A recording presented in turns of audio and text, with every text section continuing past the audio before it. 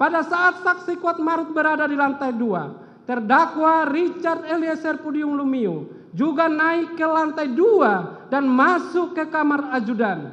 Namun bukannya berpikir untuk mengurungkan dan menghindarkan diri dari rencana tersebut, terdakwa Richard Eliezer Pudium Lumiu justru melakukan ritual berdoa berdasarkan keyakinannya, meneguhkan kehendaknya sebelum melakukan perbuatan merampas nyawa korban Nopriansah Yosua Huta Barat.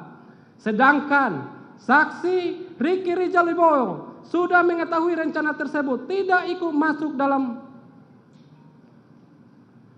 masuk dalam keadaan rumah dinas Duren 346, tetap berdiri di garasi rumah untuk mengawasi keberadaan korban Nopriansah Yosua Huta Barat yang sedang berdiri di taman halaman rumah dinas tersebut, guna memastikan korban Nopriansah Yosua Huta Barat tidak kemana-mana.